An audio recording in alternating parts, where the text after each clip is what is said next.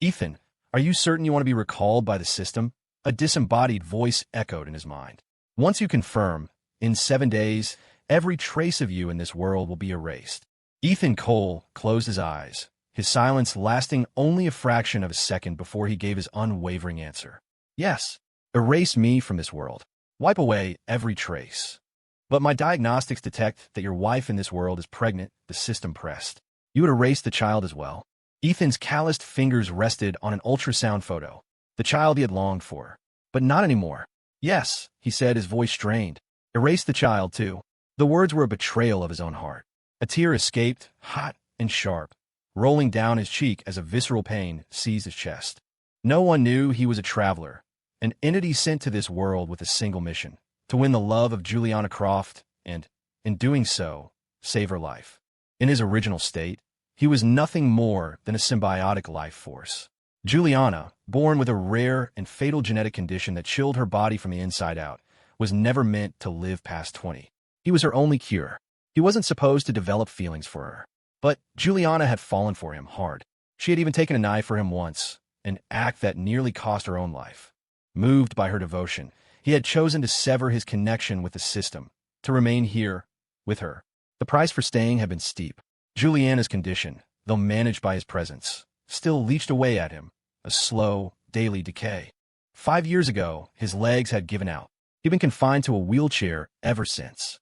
Juliana's love, however, had seemed bottomless. She showed no revulsion at his disability. She spent 6 months learning from the world's best engineers to personally design and build him a wheelchair, a masterpiece of carbon fiber and customized tech, the only one of its kind. Fearing he would feel insecure, she never attended a gala or high society event without him. She would push his chair herself, her hand resting on his shoulder, and introduce him with a voice full of pride. "This is my husband, Ethan." Her eyes would shine with an unmasked, fierce love. The other men at those parties would watch him with envy, wondering what a broken man like him had done to deserve a woman like Juliana Croft, a woman often called the perfect wife, who stood by him even after he was crippled. Worried he'd be bored, she had transformed a room in their penthouse into his personal sanctuary, a world of miniatures. Every intricate Lego model, every detailed diorama, they had built together, piece by piece. Knowing he loved animals, she brought home a pedigreed British Shorthair, a smoky gray cat she named Ash. "So, when I'm working late, Ash can keep you company," she'd said. "You'll never be lonely." She'd even told him she never wanted children, that having him was enough. For 5 years, she'd been on birth control, except for last month. At his birthday dinner, she'd had too much wine. They'd been careless. And now, she was pregnant. It should have been the best news of their lives. He was ecstatic, ready to be a father. But Juliana had told him she didn't want to keep it. Her reason, a baby would take time away from him. He had almost believed her, until a few days ago, he'd stumbled upon the truth. Juliana had another home, another life. And in that life was another man, Leo Vance, the man Ethan considered his best friend. He had seen the pictures. Juliana, eating food Leo had cooked, holding their adorable son in her arms, basking in the joy of motherhood. Then she would come home to their penthouse and become the perfect wife again, telling anyone who would listen how she adored Ethan Cole, how she couldn't live without him. And that part was true. Juliana couldn't leave him. If she did, her condition would return. She would die. The moment he saw his life for the lie it was, he no longer wanted to stay. He no longer wanted Juliana. Ethan looked down at the divorce papers in his hands, drafted by his lawyer that morning. He needed nothing from this world. The agreement stated he would walk away with nothing. He signed his name with a quick, decisive stroke, sealed the papers in a FedEx envelope, and scheduled a pickup. The instructions were clear. Deliver it to Juliana's office in 7 days. Next, he called Mount Sinai's OB/GYN department and scheduled an appointment for an abortion in 3 days. Finally, he posted an ad on Pet Finder for the British Shorthair. He had just finished when Juliana walked in, holding a model of a new luxury car. She came up behind him, wrapping her arms around his shoulders and leaning in close. Her breath was warm against his neck as she smiled, bright and happy. "For you," she murmured. "A Bentley model. Do you like it?" She kissed his cheek lightly. Ethan stared at the model car. It was blue. He suddenly remembered that his best friend, Leo Vance, had a thing for blue Bentleys.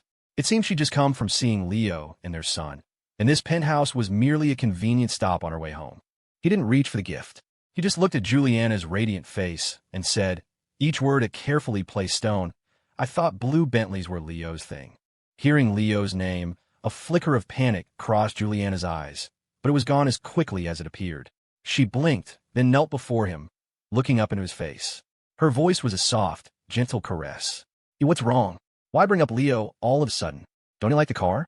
If you don't, I'll never buy you one again. Ethan looked down at her, at the beautiful, fox-like eyes that had once captivated him. Now, he felt nothing but a dead calm. It's nothing, he said coolly. Just remembered he likes them. Actually, he hasn't been over in a while. Why don't we invite him for dinner tomorrow? Panic flickered in her eyes again, more noticeably this time. But she masked it with a familiar, doting gesture, reaching out to cup his face.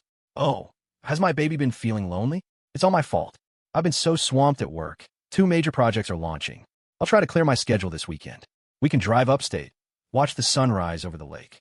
How's that sound? Ever since he'd lost the use of his legs, Ethan hated crowded, noisy places. He'd become fascinated with sunrises and sunsets, with quiet, scenic landscapes. To give him the best experience, Juliana had spent a fortune on a secluded private estate on a lake upstate. For the past 5 years, she'd made time to take him there for a month at a time, just the two of them, watching the day begin and end. How could someone who loved him so fiercely change so completely? But there would be no more weekends. No more us. Ethan forced himself to remain calm. I just haven't seen Leo in a while. He told me last time that he's seeing someone, but I've never even met her. And tomorrow's his birthday. We could have him bring her over. The 4 of us could catch up. He looked directly into her eyes. My phone's in the bedroom. It's a hassle to get it. Could you call him? Juliana froze for a second, then quickly recovered, stroking his hair under the guise of concern. Sweetheart, I just don't want you to overexert yourself. Why don't we eat out tomorrow? I don't want to go out. His stare was unwavering. You know, it's not easy for me. Okay. She nodded with a smile, then pulled out her phone and dialed Leo's number. The call connected almost instantly. Leo's warm, magnetic voice came through. Juliana, babe, she cut him off. Leo, Ethan was just saying it's your birthday tomorrow. He wants to invite you over to our place. Are you free? There was a distinct pause on the other end. Then put Ethan on. Juliana handed the phone to Ethan. Leo's voice immediately shifted, becoming apologetic and brotherly. Hey man, I'm so sorry. I already made plans with my girlfriend for tomorrow. She's taking me out for my birthday. I know it's been a while, and you probably want to grab a drink, but this is the first serious relationship I've had in forever. You know how it is, man. Cut me some slack, huh? First serious relationship? With your best friend's wife? The thought was a spike through Ethan's heart. Sounds like she really loves you, Ethan said, his voice dangerously smooth. Leo's tone was smug, full of happiness. She does. She's amazing to me, always getting me these collectible figures and models. A blue Bentley model by any chance? Ethan asked. Juliana's face went rigid. Ethan continued mildly. What a coincidence. Juliana gave me a blue Bentley model today, too. I remembered you liked them. A brief silence on the other end, then a nervous laugh. Juliana's always been so thoughtful. You're a lucky guy. Anyway, I've got to run. Work's piling up. Let's catch up soon. The line went dead. Ethan handed the phone back to Juliana. Looks like I won't be getting any of Leo's birthday cake tomorrow. And I even got him a big gift. What a shame.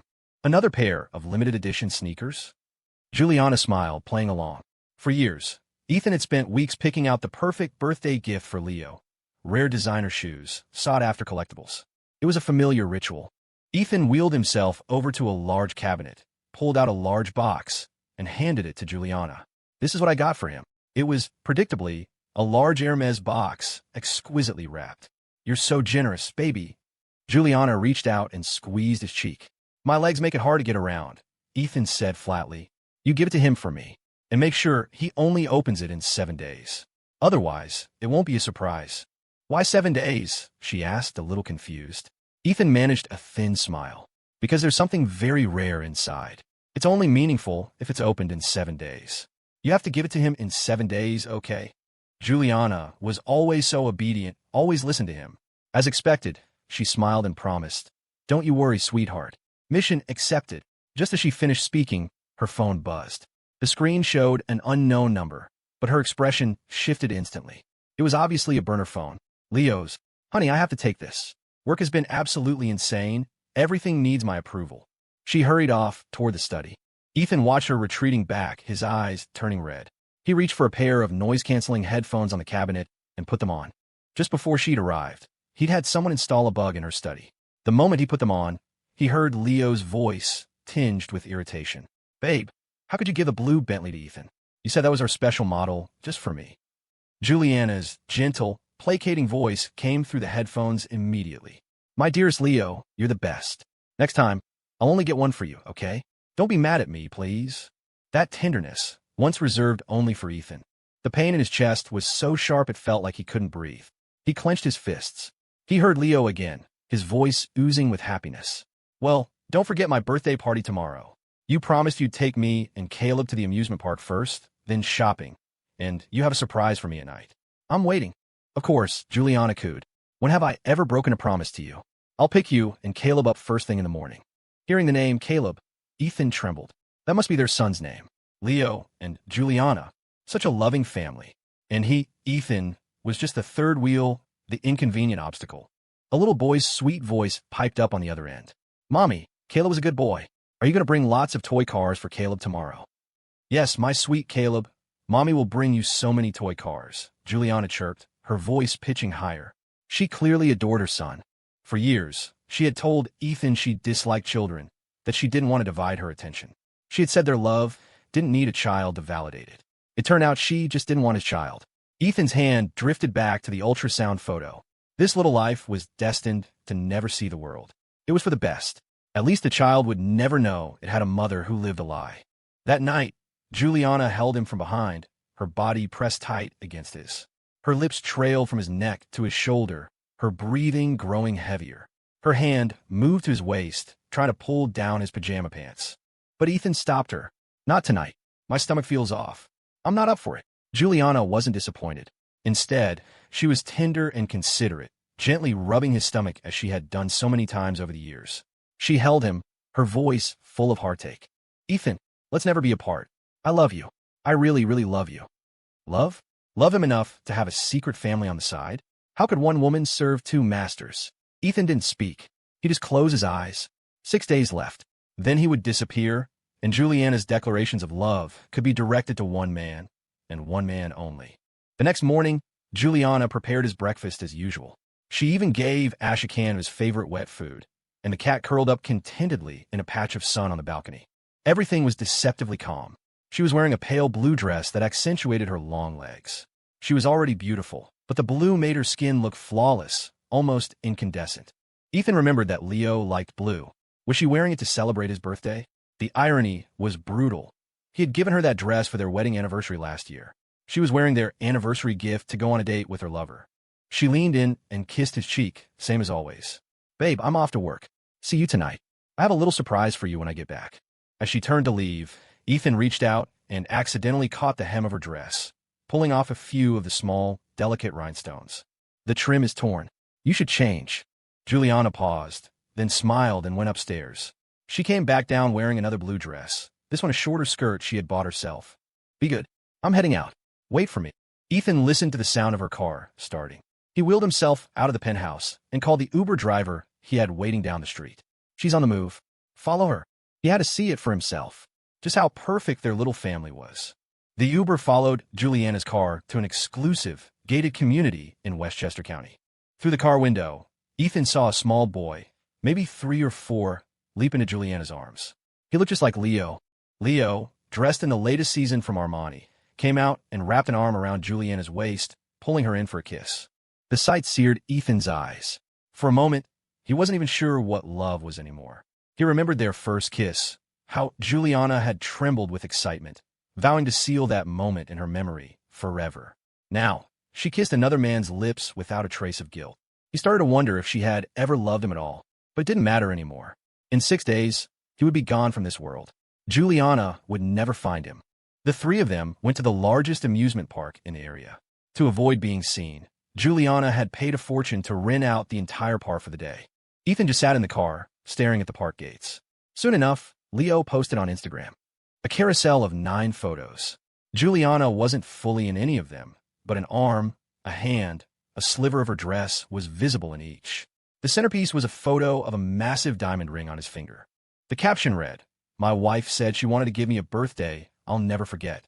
She rented out the whole park for me, got me this incredible ring, and promised to love me forever." Feeling like the luckiest man alive, Love you, babe. Ethan recognized the ring. A month ago, he'd seen the design sketches for it in Juliana's study. He thought it was a surprise she was planning for him. It turned out it was for Leo. She'd been planning this for over a month. So thoughtful. He remembered all his birthdays, how she would put so much effort into them. One year, she'd even folded him 1,000 paper cranes, like a teenager in love, saying she wanted to make up for not knowing him when he was 18. He had held those cranes and cried, thinking he wanted to marry her all over again in the next life. What a fucking joke. Ethan's heart seized again, the pain so intense it felt like it would explode. He stared at his phone as the comments rolled in from their mutual friends. Leo, you lucky bastard. That ring has to be what, 30 carats? Your girlfriend is loaded. Not just rich, but generous, willing to spend that kind of money on you. You hit the jackpot. Definitely rich. Look at the watch on her wrist in that photo. That's a limited edition Patek Philippe, at least $500,000. Looks like Leo's girl is a major player, on the same level as Juliana Croft. Those two guys have all the luck. We all know how protective Juliana is of Ethan. Looks like Leo's girlfriend is going to be the next wife of the year in our circle. Wait, doesn't Ethan's wife have that same watch? I think so. Isn't it a global limited edition? Wow, so Leo's rich girlfriend is in the same league as Juliana. That brotherhood sure has a type. Lucky them. Then, Leo himself replied to the comments. My wife can't be compared to Ethan's. She's rich, yeah, but she's always so busy she barely has time for me. Still, I can't complain. She gets me whatever I want. I told her I liked swimming, so she had a pool built for me. She says she likes a man with energy, since she's so active herself. So I make sure to keep up with her. The comments section exploded again. Whoa, talk about showing off. Things getting spicy in the pool. Take it easy, Leo. Don't throw out your back. You're the only one who got the memo, man. Leo's living the high life. Good for him. Who wouldn't be happy with a sugar mama like that? Hey, Leo, don't forget your boys. Introduce us to some of her friends. Every comment was a dagger twisting in Ethan's gut. Leo was practically screaming it. Juliana wanted a healthy, vital man. But Ethan's legs had been useless for 5 years. He couldn't go hiking, couldn't play sports, couldn't keep up. She had told him, over and over, that she didn't care. But the second his back was turned, she was in a swimming pool with Leo. Ethan's heart hammered in his chest. He couldn't take it. Swallowing the pain, he told the driver to take him home. Back at the penthouse, he hired a moving crew. Then he went online and posted on a popular collector's forum, giving away entire collection of limited edition models and figurines. Free. Just leave your address and post a comment saying, Ethan, you got this. The post went viral, hitting the top of the site's trending list. Thousands of people left their addresses, eager for a free, rare collectible. Ethan had the crew clear out the glass display cabinets, carrying every single model out of the room. He called the logistics company and gave them the list of addresses. One model for every person. Those models, all 900 of them, were pieces he had painstakingly assembled himself. They were all gifts Juliana had carefully selected for him over the years. The world of miniatures they had built together, he was now tearing down with his own hands. Even their housekeeper, Maria, was heartbroken. Mr. Cole, what are you doing? These are a testament to your love for Mrs. Croft. A testament to love? The words were a bitter irony. He didn't believe in love anymore. For hours after the post went live, Juliana rushed home, her face flushed and beaded with sweat. When she saw the empty room, her eyes went wide with disbelief. She stared at Ethan, her voice a pleading whisper. What's going on? Why did you give all the models away? So, she'd seen the post.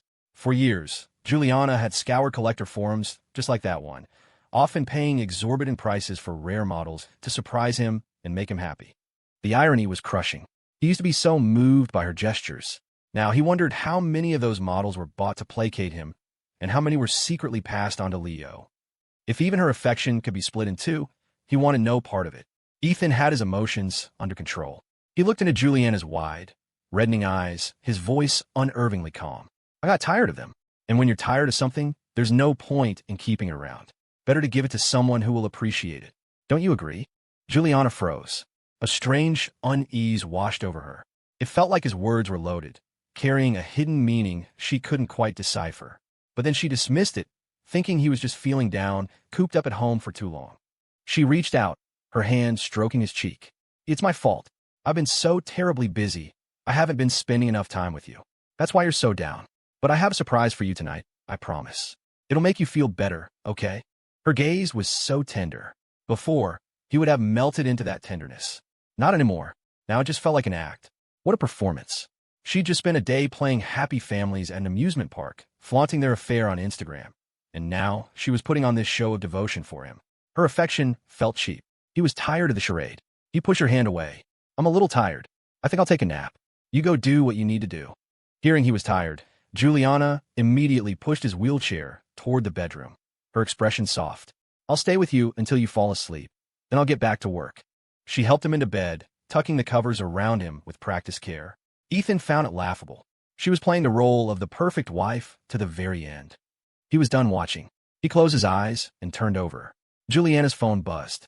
She glanced at the screen, rejected the call, and sat on the edge of the bed, gently patting his back. A few minutes later, it buzzed again. She rejected it again.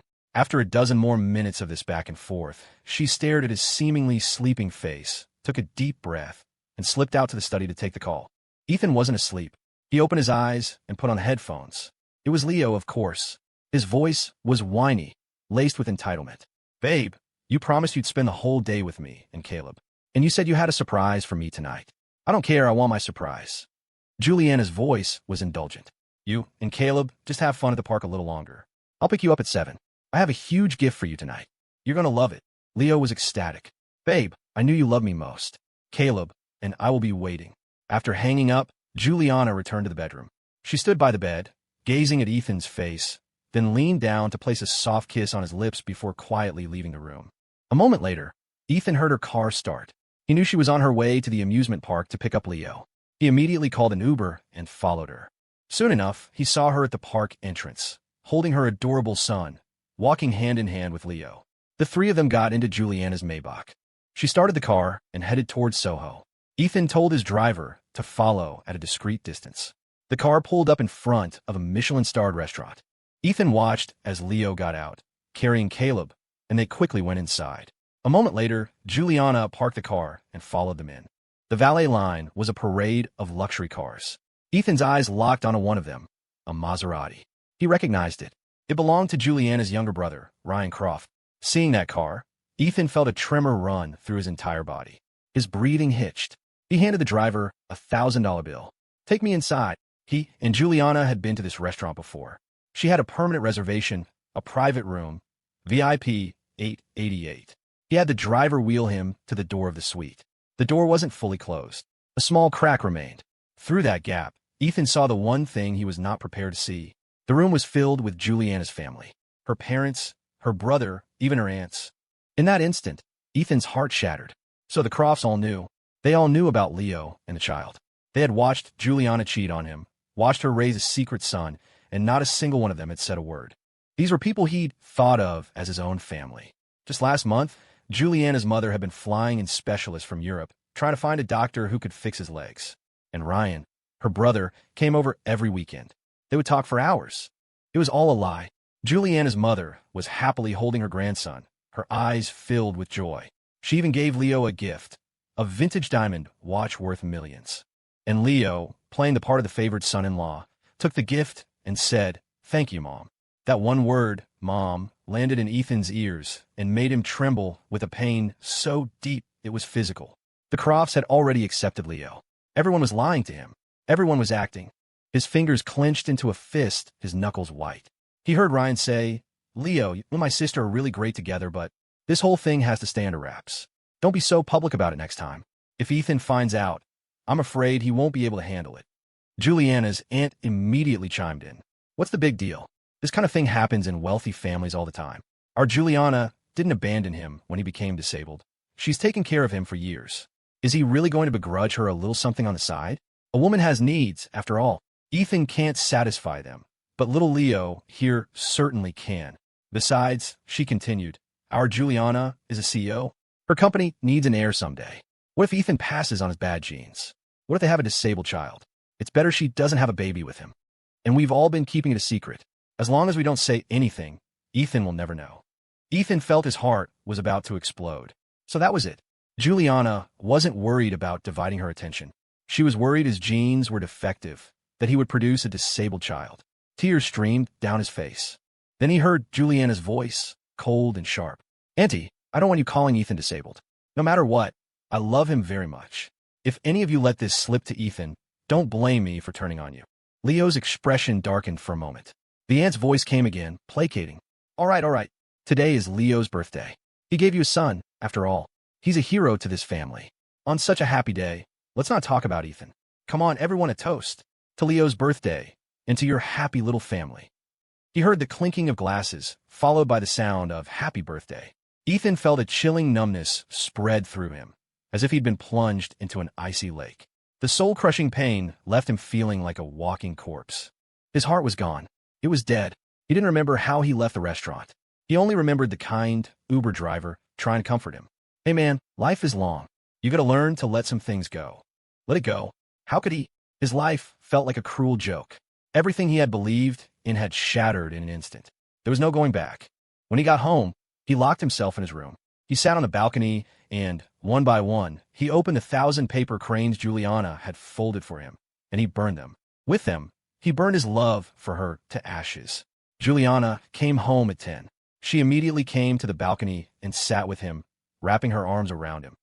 She didn't notice the faint traces of ash. She pointed to the night sky. Babe, look, this is my surprise for you. I hope it cheers you up. As she spoke, the entire complex lit up. Thousands of balloons began to rise into the sky, trailing banners. They all said the same thing. Ethan, I will love you forever. Juliana. The air was thick with manufactured romance, but she was oblivious to the utter despair in his eyes. She held him, her own eyes shining with happiness. Do you like it? 9,999 balloons. I love you. I want our love to last for eternity. Eternity? How could she say those words? Ethan's heart ached violently. At that moment, Juliana's phone buzzed with a notification. She glanced down at it. She thought Ethan was watching the balloons, but his eyes were on her screen. He saw the message from Leo. Babe, thank you for my surprise. I loved it. Caleb said the fireworks were beautiful. Love you forever. In the eastern sky, a spectacular fireworks display was lighting up the night. That was the surprise Juliana had prepared for Leo. The next morning, 2 videos were trending online. The first was of the romantic balloon release for Ethan. The comments were full of envy. Juliana Croft is so devoted. Her husband's been paralyzed for years, and she still goes all out with these surprises. I'm so jealous. I hereby nominate Juliana Croft for Wife of the Century. Ethan is the luckiest man alive. If I were him, I'd be crying with gratitude. The second video was of the lavish fireworks display for Leo. No one knew she was behind that one, too. The comments were full of speculation about some rich woman spoiling her boy toy. More envy, this time for the boy toy. Ethan watched both videos calmly at the breakfast table, right in front of Juliana. When Juliana saw the fireworks video, her expression faltered, but she was a master actress. She immediately got up, leaned over, and kissed his cheek. If my baby likes fireworks, I'll plan one for you that's even bigger than that. Ethan put his phone away. I don't need it. He met her amber eyes. Your love is enough for me. Juliana's face lit up. She was so happy, kissing him again and again, completely unaware of the nausea he was fighting back. You're so good to me, baby. Well, I'm off to work. See you tonight. After she left, Ethan went to the hospital. He had an appointment with the doctor to discuss the abortion. Juliana was only a month along. The doctor recommended a medical abortion, gave him the pills, and explained the dosage. In 3 days, he was to bring her back to the hospital to complete the process. Seeing him alone, the doctor asked, Isn't your wife with you? For an abortion, she needs to give her personal consent. Ethan's eyes were cold. She consents. She's the one who doesn't want the child. Because I'm disabled. She's afraid of passing on my condition. The doctor looked at him with pity. Try to hang in there. You're young. Things will get better. Maybe one day they'll find a cure for your genetic condition, and you two can have kids then. Hang in there? How was he supposed to do that? In the waiting room, happy couples sat side by side, dreaming of their future. Ethan stared at the pills in his hand. His child would never have a future. He dragged his weary body to the elevator. As the doors opened, he saw a familiar figure. It was Juliana. His heart lurched. He thought she'd found out he was getting the abortion pills, that she was here to stop him. But in the next second, he saw Leo Vance. Leo's face was glowing with joy. He rushed to Juliana and threw his arms around her. His voice was ecstatic. Babe, I just got my physical results. The doctor said I'm in great shape. My sperm count is excellent, perfect for a second child. If you're ready, I can go abroad and find a surrogate. Juliana's hand fell on Leo's medical report, a huge smile spreading across her face. I knew you were healthy. I'll make the arrangements for you to go abroad in a few weeks. Let's have a daughter this time. A boy and a girl. It'll be perfect. Yes, if we have a daughter, She'll be so beautiful. Leo's lips found Juliana's, and they kissed, lost in their own world. A deathly chill spread through Ethan. He was shaking, a near-fatal sense of dread washing over him. They were already planning a second child. And just last night, Juliana was still acting, still telling him she loved him. The irony was suffocating. Just then, Leo looked over her shoulder and his eyes met Ethan's. He saw the panic flash in Leo's gaze. Ethan ignored him. He pressed the elevator button and wheeled himself inside. It wasn't weakness that kept him silent. There was simply no point. Once the system recalled him, Juliana's own latent condition would resurface. Her life wouldn't be long either. But Leo panicked. That evening, he started calling Ethan. Ethan didn't answer, so he started texting, one message after another. Ethan, I know you saw us. Yes, it's true. Juliana and I are together. I even went abroad, and we had a son via surrogate. And now I want a daughter. She loves me. I know I shouldn't have betrayed you, but I really love her. Is it wrong to be in love? Ethan, you've been unable to walk for 5 years. Juliana is a normal woman. She has a social life. She has desires, things you can't give her. But I can. She's wild when she's with me, because she can't get that from you. Ethan, hate me, curse me, I don't care. All I care about is Juliana. She's the mother of my child. Our son's name is Caleb, and he's 3 years old. Do you have any idea how many times Juliana has told me she loves me over the last 4 years? Even on your wedding anniversary, she would sneak away to be with me. And when you were asleep, she even brought me to your underground garage. Can you do that? Give up, Ethan. Divorce her. Every word was a knife, twisting in Ethan's heart. He turned off his phone. Juliana, meanwhile, was completely oblivious. She came to him, wrapped her arms around him from behind, and whispered lovingly, Babe, I've cleared my schedule. This weekend, we're going to see the sunrise. But she didn't know. For them, the sun would never rise again. Ethan gave Juliana the abortion pills. Yes, he told her, his voice devoid of emotion. We shouldn't have a child. Get rid of it. That way, we'll have more time together. And Juliana, wanting to appease him, took the pills. On the third morning, her abdomen cramped violently. He calmly drove her to the hospital where, under a doctor's supervision, she took the final dose. He watched as his child was flushed from her body. He knew, in that sterile, clinical room, that it was over. His child was gone. The last trace of him in this world had been erased. The doctor asked if he wanted to see the embryonic tissue. It was hospital policy. And Ethan, who had held himself together for days, finally broke. The moment he saw it, a raw, guttural sob escaped him. Leo had been texting him nonstop for days. At first, his messages had a hint of guilt, but slowly, they had morphed into taunts, into insults. As Ethan was helping a pale Juliana out of the hospital, his phone buzzed. It was a picture from Leo, his own clean bill of health, and the signed confirmation for a surrogacy appointment abroad. Juliana's signature was clearly visible at the bottom. Ethan stared at the photo, his heart already so numb with pain that he felt nothing. He didn't reply. What was the point?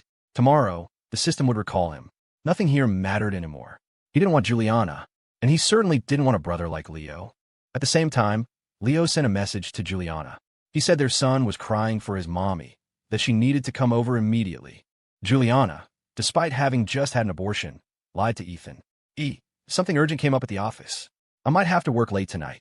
Ethan looked into her dark eyes. He saw no guilt, no remorse. He didn't try to stop her. He just smiled a little. Go on, Juliana. Be careful on the road.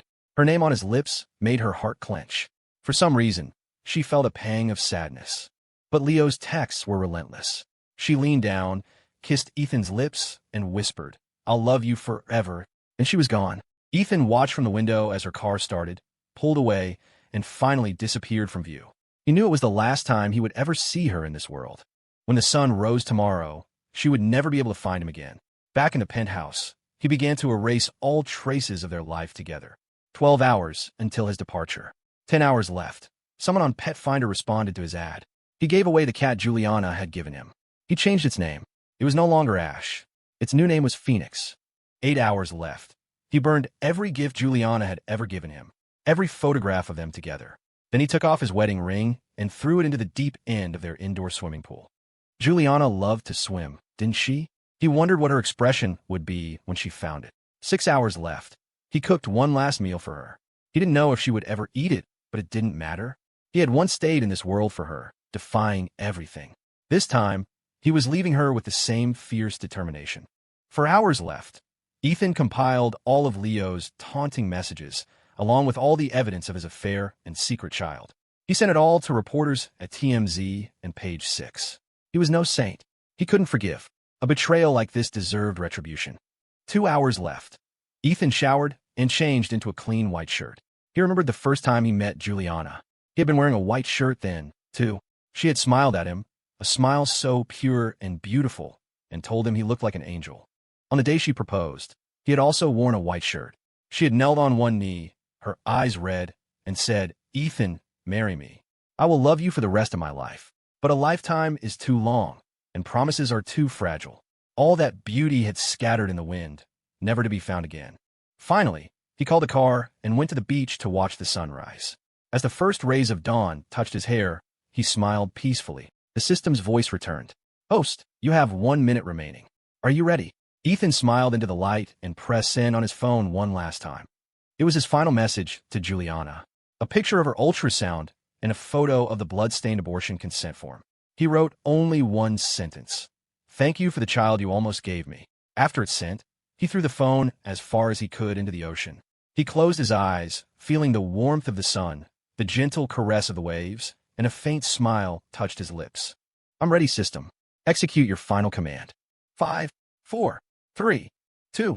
Juliana's smiling face flashed in his mind, growing fainter and more blurry, until it faded into an empty white void. Juliana Croft would never find Ethan Cole again. Not in this lifetime, not in any other. This was forever. Meanwhile, Juliana was lying in Leo's king-sized bed, his arms wrapped around her. They were kissing passionately, Leo breathing heavily, a satisfied look on his face. Remembering she hadn't come home last night, Juliana felt a pang of guilt. She reached for her phone on the nightstand, intending to call Ethan. Just then, a notification popped up, a message from Ethan. She opened it immediately. One glance was all it took. Her body went rigid, the color draining from her face. The phone slipped from her trembling hand and fell onto the bed. Seeing her expression change, Leo propped himself up, his voice full of concern. "Babe, what is it? You look terrible. Is something wrong at work?" Juliana shoved him away with a violent surge of strength. Leo nearly fell off the bed. He looked at her, bewildered. "Babe, what's wrong? Was I not gentle enough? You just had the procedure yesterday. You shouldn't be exerting yourself." The word procedure snapped her out of her shock. She snatched the phone from the bed and frantically scrolled through it, as if she'd misread. But it was there, the blood-stained consent form, lying quietly on screen. She zoomed in on the image. The words were clear. Juliana Croft, female, 27 years old, 42 days pregnant. Juliana Croft, female, early-term pregnancy. Patient wishes to terminate due to husband's disability and fear of passing on genetic defects. The timestamp was 10 o'clock yesterday morning. At 10 o'clock yesterday, she was at the hospital with Leo for his physical. She had no idea Ethan had been there at the same time, signing that form. And his message, "Thank you for the child you almost gave me." The words sent a tremor of fear through her. A terrible premonition took hold. Did Ethan want to keep the baby? Her hand shaking, Juliana dialed Ethan's number. Over and over, she was met with the same automated voice. "The person you are calling has their phone turned off. Please try again later." The more she couldn't get through, the more frantically she dialed, like a woman possessed. Leo had no idea what was happening. He wrapped his arms around her waist from behind, his voice low and soothing as always. "Babe, what's going on? Why are you ignoring me?" His words were met with a guttural scream. "Get off me." Leo froze, stunned. He had never seen her like this. He quickly pulled his hands back, staring at her, his eyes wide with hurt. "Babe, what did I do? Why are you yelling at me?" Juliana's mind was a chaotic mess. She scrambled to put on her clothes, trying to make sense of it all, but the more she tried, the more her thoughts tangled. All she wanted was to go home, to see Ethan. She threw on her clothes, her hands trembling. Leo, unwilling to let her go, got up and hugged her again. "Juliana, what's wrong? Last night was so perfect." Juliana's lips trembled. "Ethan, he sent me a message. Do you understand? He might have wanted me to keep the baby, and I was so insistent on getting rid of it. I have to go see him right now." She started muttering to herself. "He loves me so much. He wouldn't be mad at me over this, would he? He's just messing with me. Yes, that's it. Even if I didn't want the child, he'd still love me." Juliana burst out of Leo's house, not even bothering to grab a coat, and rushed home. The moment she was through the door, she yelled, "I'm home. You're not mad about the abortion, are you? You didn't want a child to come between us either, right?" but the vast, empty penthouse offered no reply. She ran upstairs and threw open the door to Ethan's bedroom. It was empty. She scanned the room and suddenly realized things were missing. Her face went pale. She scrambled to the closet and flung the doors open. His clothes were still there. For a moment, she felt a wave of relief. She buried her face in his shirts, gasping for air. I knew it. Ethan, you love me too much to leave me. You didn't go. You wouldn't. But then her eyes fell on a small box on the closet shelf. The box where Ethan kept all their photos together. It was open. She grabbed it. It was completely empty. The photos. Where were the photos? Ethan cherished those pictures. He would often take them out and look at them one by one, writing the date and location on the back of each, along with a simple phrase, Ethan loves Juliana, forever. Now they were gone. She completely lost it, screaming into the empty room. Ethan, come out. Please stop playing games with me. Ethan didn't appear. Instead, the housekeeper, Maria, came upstairs, drawn by the noise. Juliana saw her and lunged, grabbing Maria's arm with a desperate grip. Where is he? Where did Mr. Cole go? Maria shook her head, bewildered. He didn't tell me. He was sitting on the balcony by himself for a long time last night. He told me to go home, so I did. When I came in this morning, he was already gone. What? A chill washed over Juliana. Why weren't you watching him? I told you he can't be left alone. Maria was flustered. But I didn't know you weren't going to be home last night, ma'am. Juliana froze. Maria was right. She hadn't been home. She had spent the night with another man. Well, why did she have to question the housekeeper? She thought back to yesterday morning at the hospital. She had been the one insisting she didn't want the child. Now that she replayed it, Ethan had been silent. She had done all the talking, and she had been so wrapped up in her own world she hadn't even noticed how withdrawn he was. She was a fool, a monster. If Ethan had wanted the child, and she had spent days pushing for the abortion, how heartbroken must he have been? How much must he have needed someone by his side? And where was she? She was with Leo, comforting him because his son supposedly wasn't feeling well. She had lied to Ethan, abandoned him, left him to suffer alone. She deserved to be damned. Overcome with regret, Juliana stumbled backward. She clutched the empty photo box, her legs giving out from under her. The photos in that box, Maria said softly. Mr. Cole burned them yesterday. I saw him burning a lot of things. Juliana's head snapped up. And you didn't stop him? Maria looked hurt. He's the man of the house. How could I stop him? Then why didn't you tell me? You've been so busy lately, ma'am. You're rarely home. How are we supposed to tell you? Besides, Mr. Cole said that what he does is his own business and not to be discussed with anyone, including you. Maria's words were a gut punch. Juliana staggered back several steps, her face as white as a sheet, as if she'd been struck by lightning. It was true. Lately, every spare moment she had, she'd run to Leo, spend at his side. The time she spent in her own home had dwindled. If even the housekeeper noticed, how could Ethan not have? Maria frowned. He didn't just burn things, ma'am. He gave things away. Haven't you noticed? Her words jolted Juliana. She began to search frantically, pulling open drawers, rummaging through cabinets, going from upstairs to downstairs. She realized with dawning horror that every single thing she had ever given Ethan was gone. Even the jar of 1,000 paper cranes she had folded for him herself had vanished. Her eyes landed on the cat bed in the living room. She ran to it, her voice a raw, desperate cry. Ash, Ash, come out. I have your favorite treats. But the cat bed was empty. There was no sign of Ash. Maria sighed. Ma'am, there's no point in calling. Mr. Cole already gave Ash away. What? He gave him away? Juliana's legs buckled, and she collapsed onto the sofa behind her. Ethan had even given away Ash. Ash, a name she had chosen because it was part of his, Ethan's, name. When she'd given him the cat, she had promised to love him for a lifetime, and Ash was to be the living proof of their love. Ethan had adored that cat. One time, Ash had snuck out, and Ethan had rushed out into a torrential downpour to find him. His legs weren't strong. He had fallen in the street, still calling the cat's name. She'd ended up spending $100,000 to hire a professional pet finder team to bring Ash home. She remembered Ethan holding the cat so tightly, refusing to let go, saying Ash was like his child and he could never lose him. And now, he had given Ash away. The blow was too much. Juliana felt a crushing weight on her chest, suffocating her. All she wanted was to find Ethan.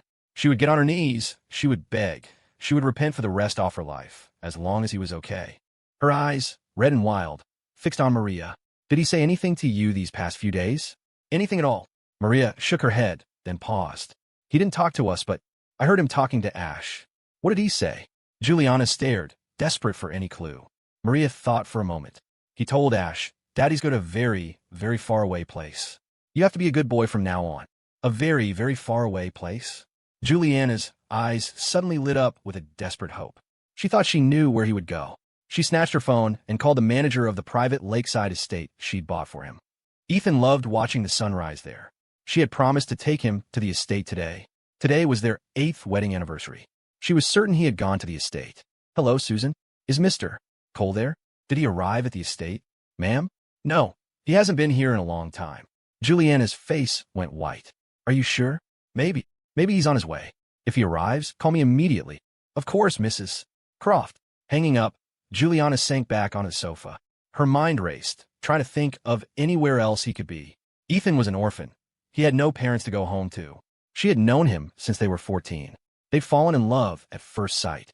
Back then, she'd had severe claustrophobia and suffered from that strange, chilling illness that made her feel like a corpse to the touch. Her parents had consulted countless top doctors, but no one could cure her. She had even started coughing up blood. People avoided her, afraid she was contagious. Only Ethan didn't. He had taken her hand, smiled, and said, You're not going to die. You're too beautiful and kind. You're going to get better. And day by day she had. She came to see him as the light of her life. She couldn't live without him. She truly loved him, a soul-deep, consuming love. He was her life. Now that he was gone, her life was ending. She tried to think. He had no family. His only close friend was Leo. Leo. She immediately dialed his number. He answered. Hello, babe, Leo. Listen to me. Juliana cut in, her voice strained. This is extremely important. If you know anything, you have to tell me. Her eyes were bloodshot as she asked, her words precise and heavy. Think carefully. Has Ethan contacted you privately these past few days? Did he say anything to you? Leo, knowing full well he'd sent those taunting messages, felt a surge of guilt. He denied it instantly. No. Other than that day, he said he wanted to invite me over. We haven't spoken. His words reminded her. That day, Ethan had given her a gift box for Leo, telling her to give it to him in 7 days. Today was the 7th day.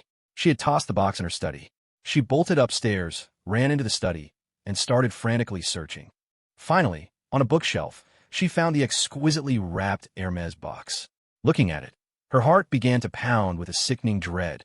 Her fingers trembled as she opened it. Inside, there wasn't a pair of shoes. It was a jumble of miscellaneous items, a photo frame, a razor, a lighter, even a cheap little flashlight. And on top of it all lay an envelope. On it was a single line of writing, For Leo. What's gone is gone. Farewell forever. The words farewell forever made her heart seize. She ripped open the envelope. A few photos fell out. There were pictures of her at the amusement park with Leo and Caleb. He knew. He had known all along that she was cheating on him. Juliana's eyes filled with tears. There was also a letter inside. She unfolded it. Ethan's handwriting was dry. Leo, you win. Life is fleeting. I used to think all promises were eternal. When we first met, you said we'd be best friends forever. I thought forever meant something. But you weren't good enough at hiding it. You let me see. Your son is cute. It's a shame he has a father like you. I don't know how you and Juliana got together, and frankly, I don't want to know. I don't want her anymore. Since you want her, take her. Everything you've given me over the years is in this box. I cherished even that cheap lighter. I was blind. I deserve this. For the rest of your life, I wish you nothing but misery. People who betray trust don't deserve happiness. So he had known everything. No wonder he'd agreed to the abortion. Tears streamed down Juliana's face. She clutched the letter, her gaze falling on the contents of the box. In the corner lay a simple, cheap lighter, a birthday gift from Leo to Ethan. Every year, Ethan gave Leo the best, most expensive gifts. Leo's gifts in return were always cheap trinkets. But Ethan never cared. He would smile, collect them, and treat them like treasure. It was true. Those who betray trust don't deserve happiness. Neither she nor Leo deserved it. She couldn't imagine what Ethan had gone through these past days, knowing the truth. He hadn't even confronted her. He had just suffered, alone, day after day. Juliana raised her hand and slapped herself hard. She stared at the letter again and again. He doesn't want her anymore. No, it couldn't be. They loved each other so much. They had promised to grow old together. How could he not want her? She refused to give up. She had to find him, no matter what. She would kneel before him. She would spend the rest of her life atoning for her sins. She would do anything, as long as he stayed by her side. She called her brother, Ryan. Ryan and Ethan had always been close. The moment the call connected, she heard Ryan's strained, urgent voice. Jules, I just got a text this morning. I just woke up and saw it.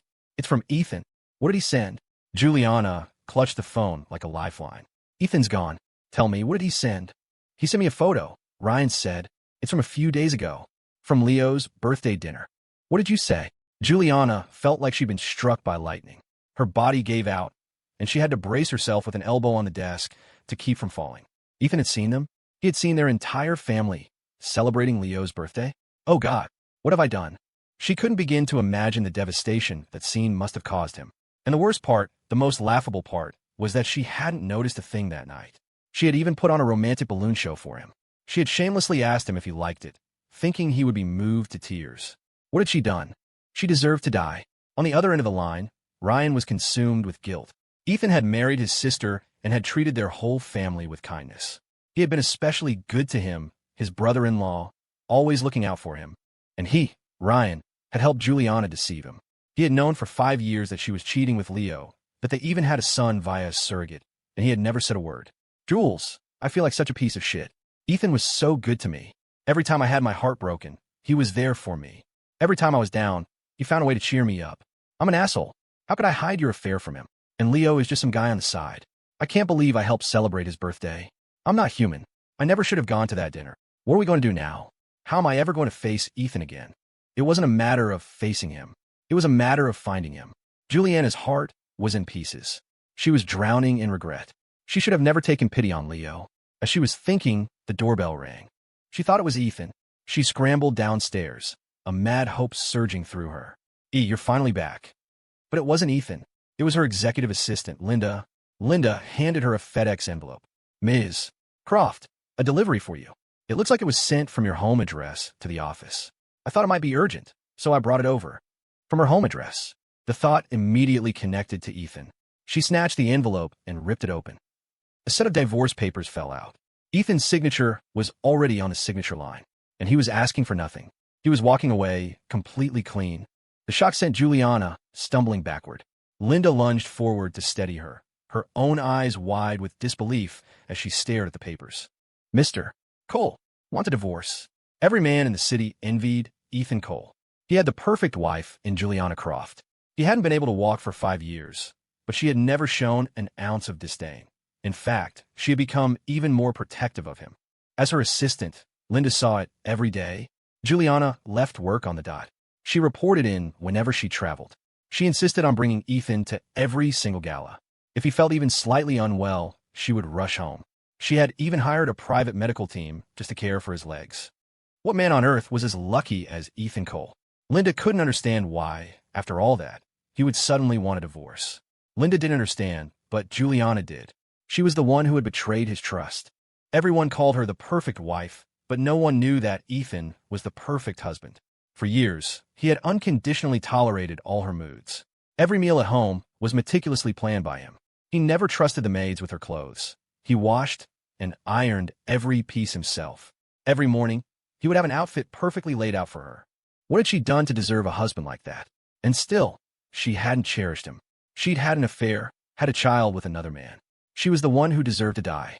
She refused to believe he would divorce her. She wouldn't believe it. They had been together for so long. Could he really just cut her out of his life? Could he really not want her anymore?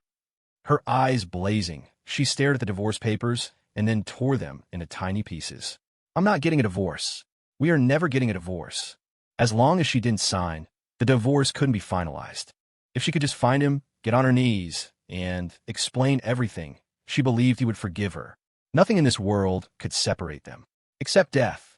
But she didn't know that Ethan had already been recalled by the system. His body, by now, was sinking into the cold embrace of the sea.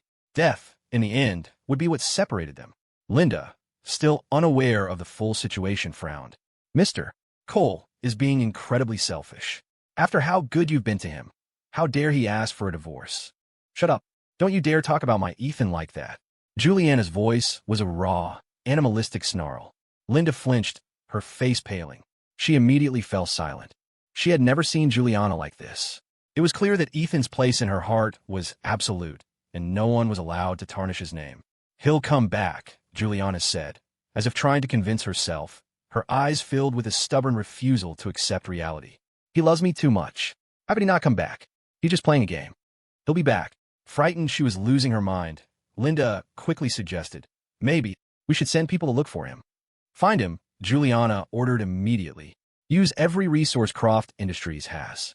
Turn this city upside down if you have to, but find him. And Ash, I don't care what it costs by the cat back. When he comes home, he'll want to hold Ash. And rebuild the model room. I want every rare, out-of-production model in the world. But no blue cars. Not a single blue car model. Ethan hated blue car models now. She would never touch a blue model again for the rest of her life. Linda nodded. Yes, ma'am. I'll get on it right away. After Linda left, Juliana drove to Mount Sinai. She had to know, did Ethan really not want their child? Was he against her having the abortion? In the doctor's office, Juliana's voice was barely a whisper. What did you say? Say that again. The doctor looked at her without sympathy. The day your husband came to get the pills, he stated clearly that he was disabled and that you were afraid of having a disabled child. That's why you didn't want the baby. He asked me to prescribe the medication. As doctors, we can't interfere in that kind of decision. The hospital made an exception and allowed him to sign the consent form on your behalf. Here, the doctor said, handing her the original document. This is it. Juliana stared at the consent form, her heart shattering into a million pieces. She looked at the date. It was the same day Leo had gone for his physical. At this very hospital, her mind went blank. She couldn't dare to imagine it. Had Ethan seen her with Leo that day? Had he seen them embracing, kissing? If he had, how utterly broken must he have been? Oh God, Juliana felt she was less than human. What had she done? She was worse than an animal. However, the doctor continued, your husband left something in our hospital's cryogenic storage. He said someone would come looking for him eventually, and that I should give this locker number to you. The doctor confirmed, your last name is Croft, correct? He was very specific. It had to be given to a woman named Croft. Hearing that Ethan had left something for her, a spark of hope ignited in her chest. Maybe it was a clue, a way for her to find him. Her eyes were wide with a desperate urgency. Yes, my name is Croft. She fumbled for her ID and showed it to the doctor. The doctor glanced at it, then pulled a small tag with a number on it from a drawer. Go to the next building over, basement level. Ask for the attendant. Juliana went to the basement level and found the attendant. The way the attendant looked at her was strange, a mix of pity and discomfort. When the attendant opened the cryogenic storage locker, Juliana finally understood what it felt like to be in hell. She saw a small vial. It was her child. The attendant handed her a letter. The person who stored this said to give this to whoever opened the locker. Juliana could no longer stand. Her mind was a complete blank. She didn't remember opening the letter. A single sheet of paper. Only a few words. Juliana, you didn't love this child, so he'll never be born. You don't deserve to be a mother, and I can't be a father. We are both sinners. The words plunged her into an abyss from which she knew she would never climb out. Her elegant, manicured fingers didn't dare touch the tiny vial. That was her child with Ethan. Her own flesh and blood. Juliana's eyes were crimson. She let out a guttural scream. Why? Ethan, why? Nothing in the world could break her, but now she was broken by a tiny vial. She didn't even have the courage to look at it for more than a second. Ethan, how could you be so cruel? Are you punishing me? Are you reminding me that I deserve to burn in hell for the rest of my life? Crushed, Juliana crumpled to the floor. The tears finally came, hot and endless.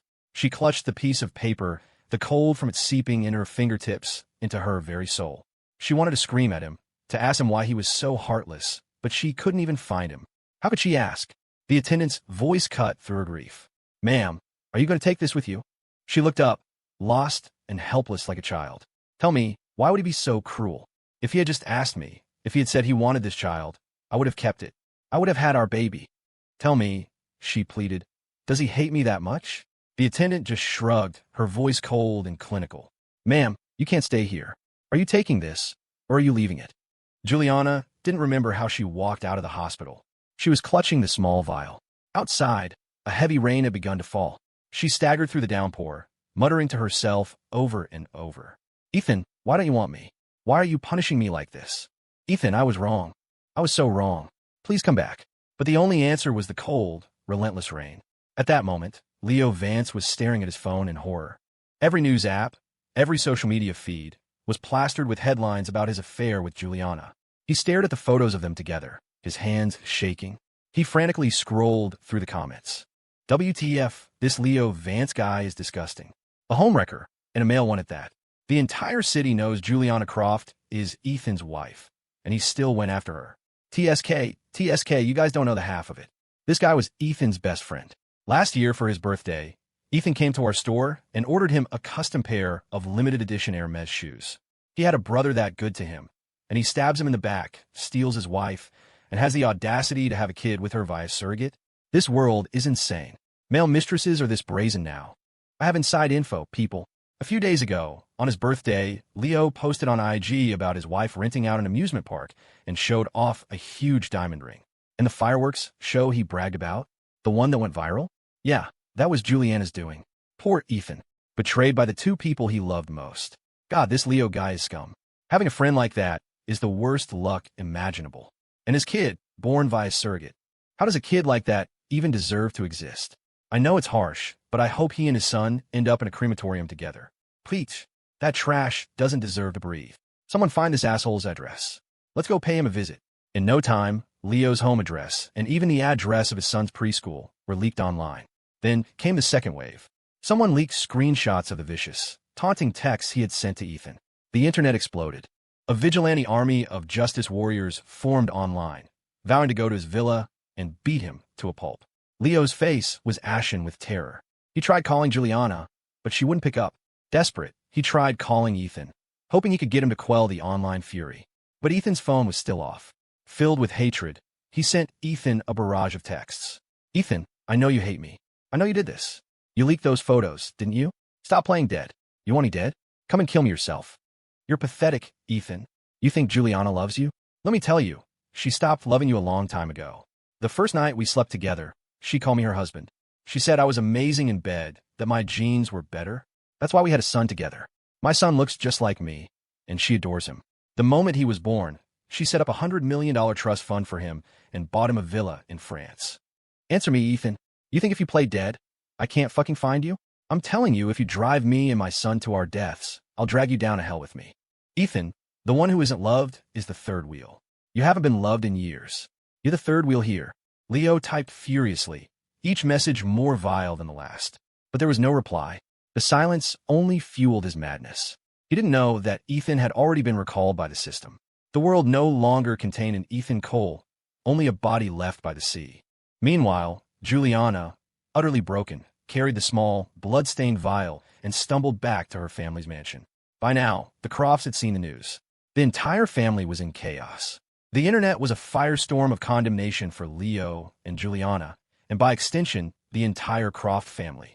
The story had leaked that they all knew about the affair and had even helped celebrate the homewrecker's birthday. Croft Industries stock was in freefall. Business partners were starting to pull their investments. When Ryan saw Juliana return, he grabbed her arm. Jules, have you seen the news? Your thing with Leo has been exposed. The whole family is caught up in this scandal. I told you not to play with fire, but you wouldn't listen. Leo is not a good man.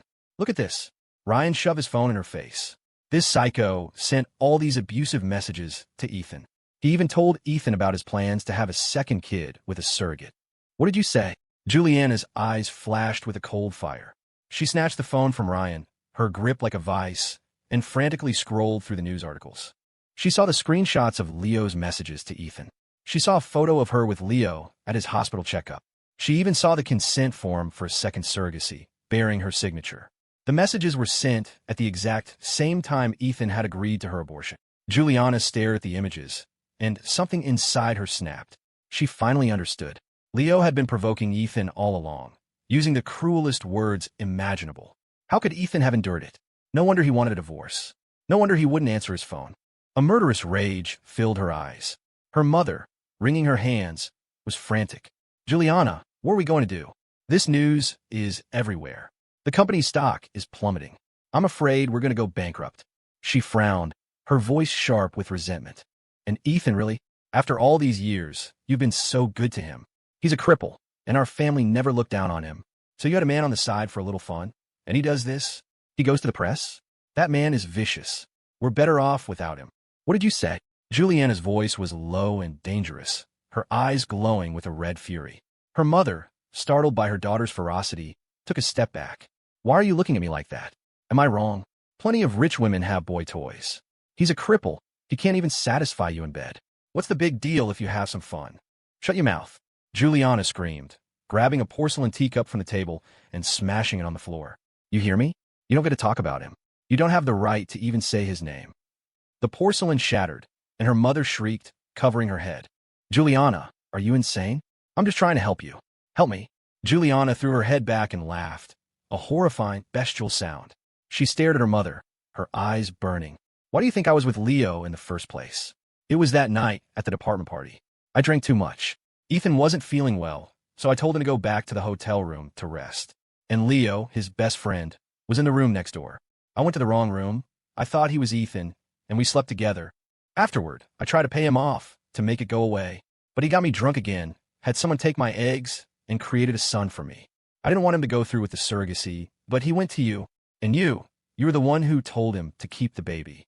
You told me Ethan was a cripple, that his genes were bad, that we couldn't have children, but Leo was strong and healthy, so a child with his genes would be fine, a perfect heir to the Croft fortune.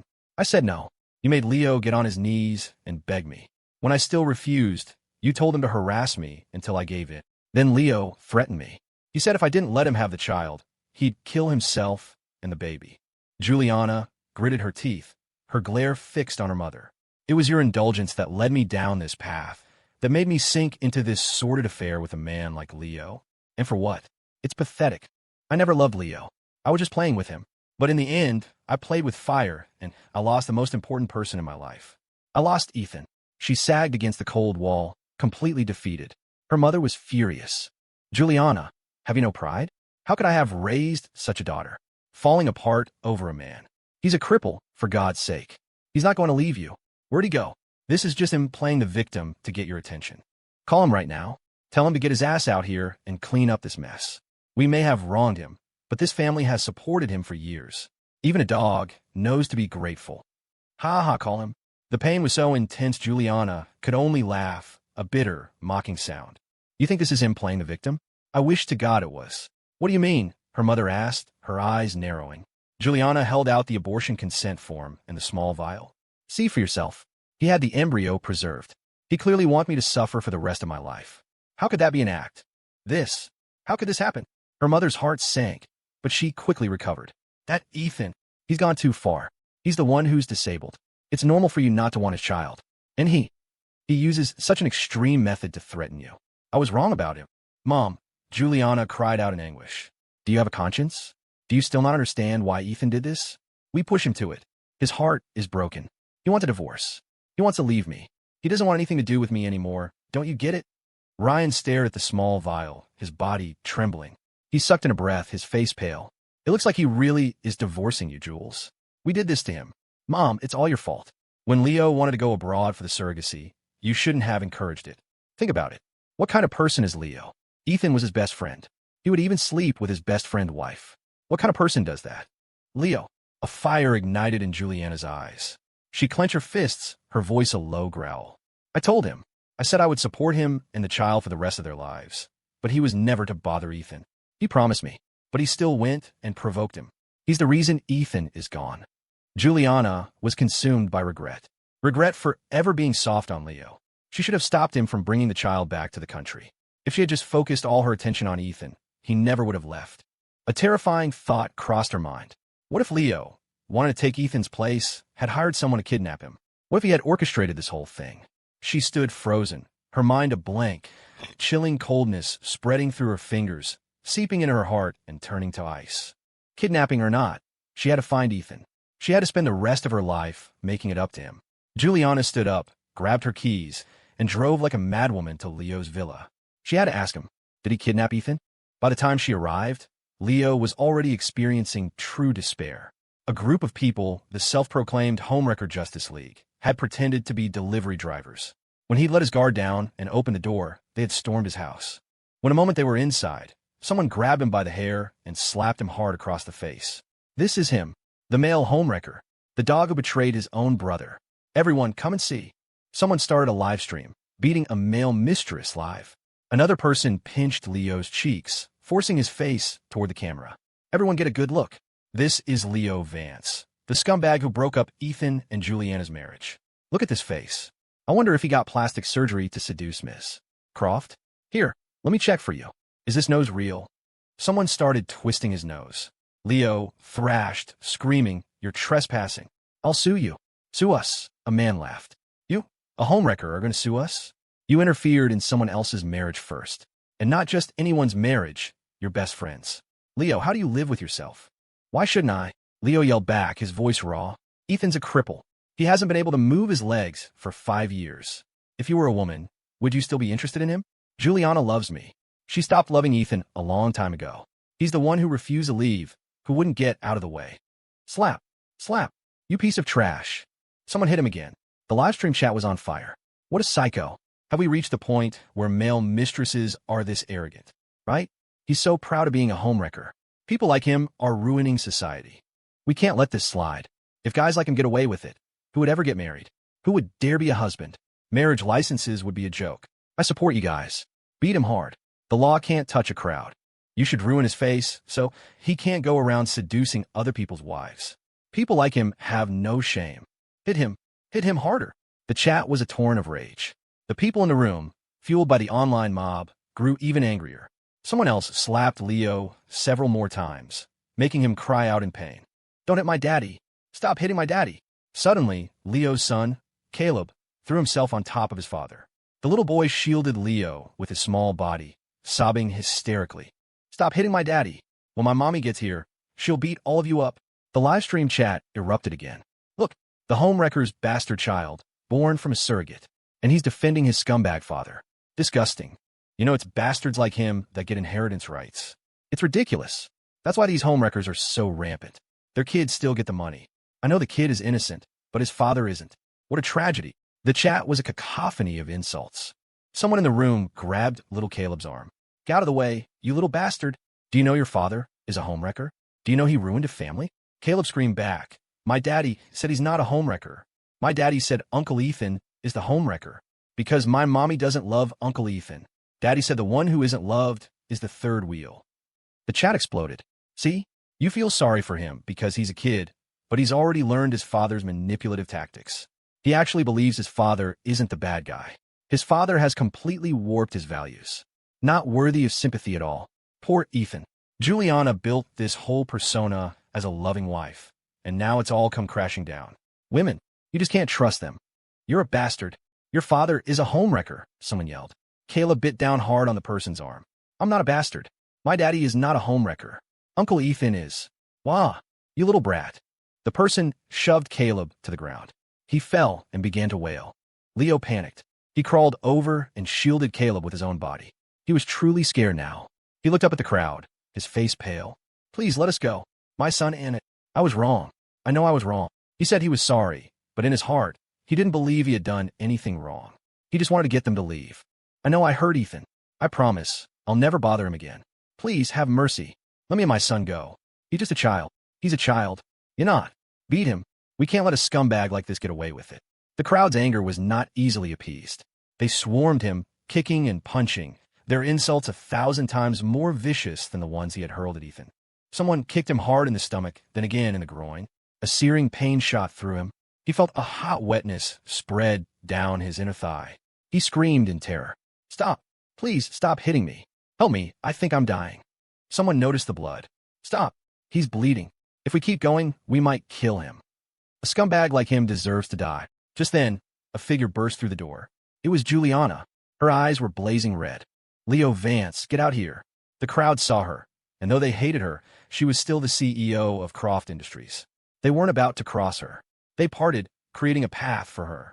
Leo heard her voice, and a flicker of hope ignited in his desperate eyes. He lay on the floor, pathetic and broken.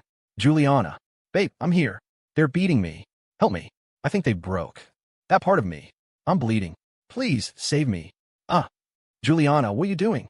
A strangled cry escaped Leo's lips. Juliana's hand was suddenly wrapped around his throat, her grip so tight her knuckles were white. Her eyes were red, predatory, as if she were about to devour him whole. "I told you," she hissed, "to never ever bother Ethan. Why did you send him those messages?" The rage surging through Juliana's chest concentrated in her fingertips. She squeezed Leo's throat, her intent clear. She wanted to snap his neck. Leo's face turned a deep, mottled red. He couldn't breathe.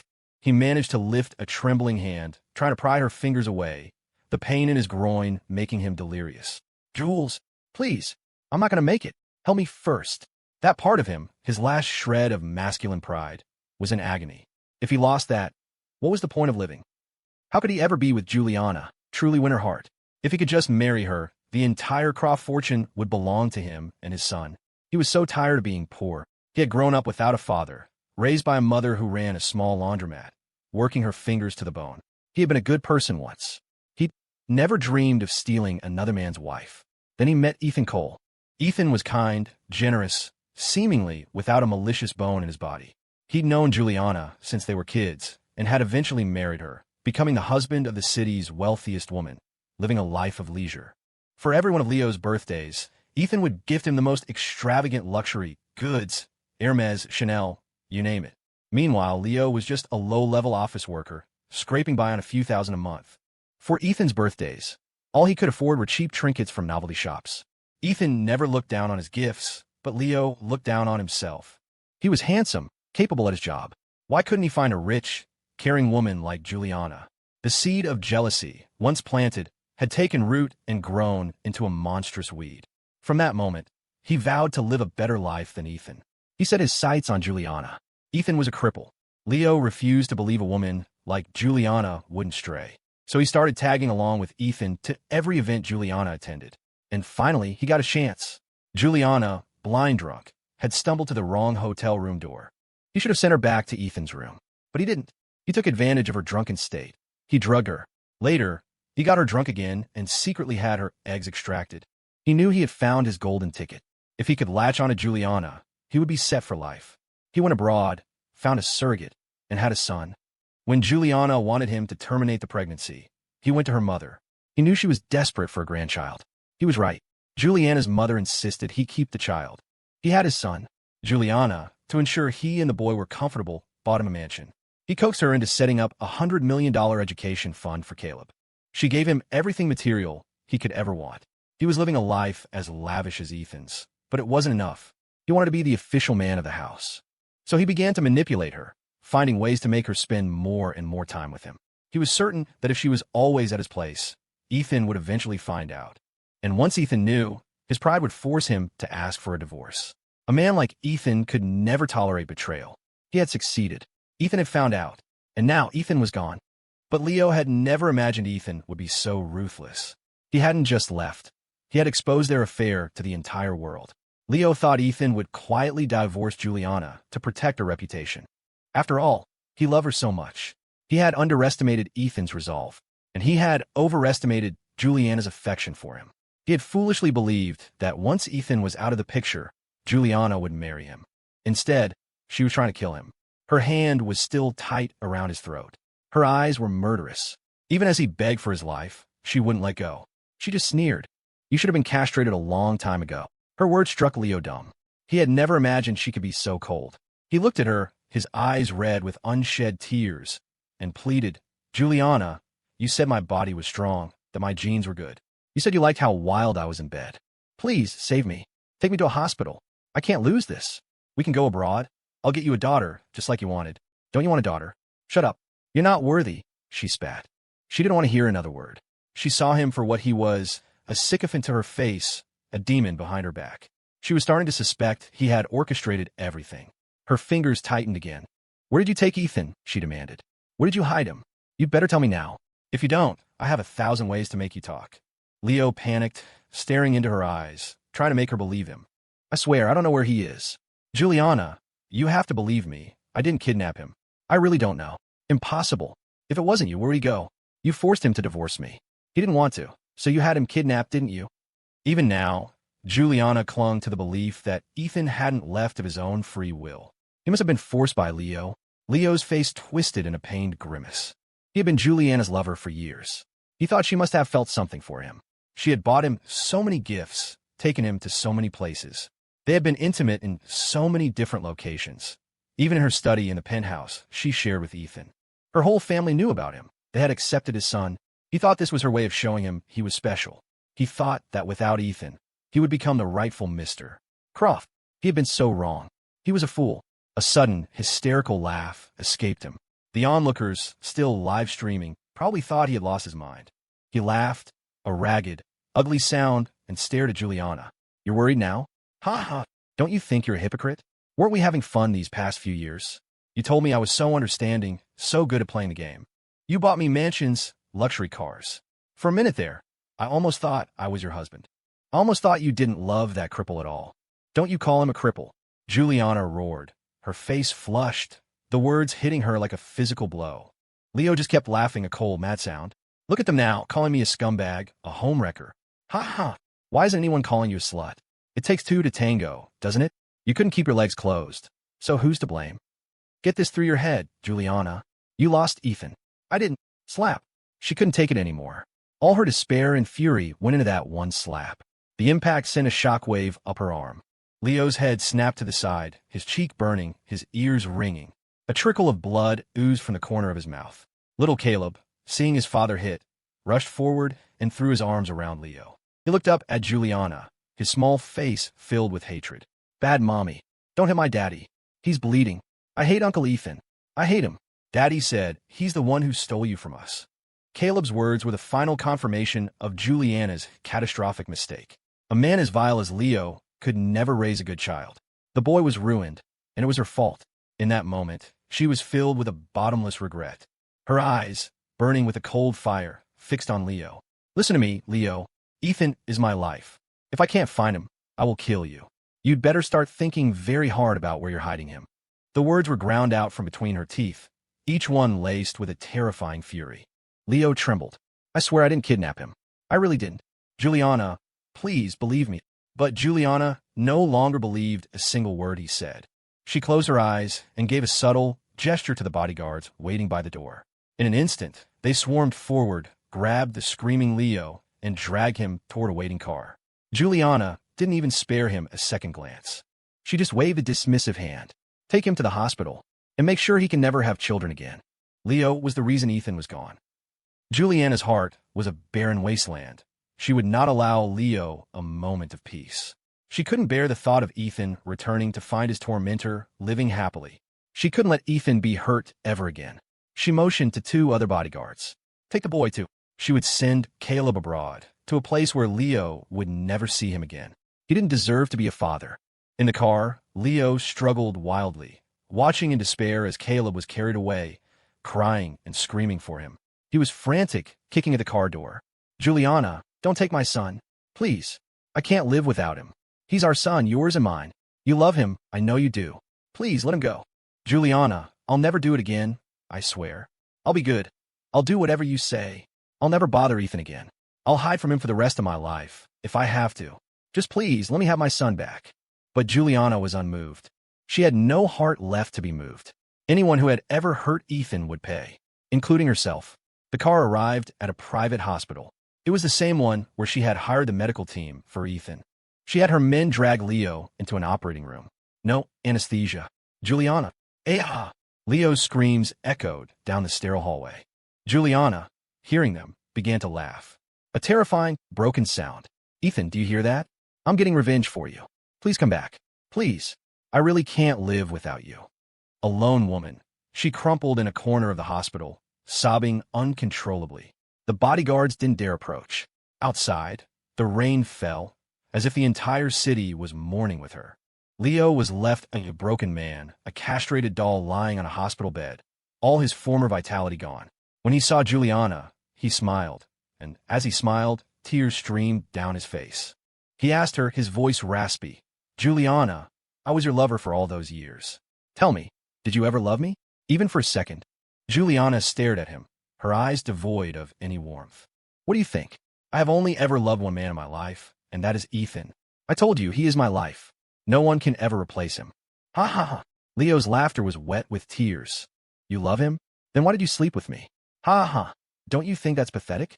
You women are such hypocrites. His words stabbed at her heart, but she couldn't deny them. She had brought all of this upon herself. Still, she wouldn't give up. She stared at him, her eyes burning. I'm asking you one last time. Where did you hide Ethan? You really want to know? Leo's smile was pale and mocking. A flicker of hope ignited in Juliana's eyes. You know, don't you? Leo, tell me. If you tell me, I'll let you see Caleb. I'll buy you a house abroad, and you two can live there for the rest of your lives. You just can't ever come back. Is that a deal?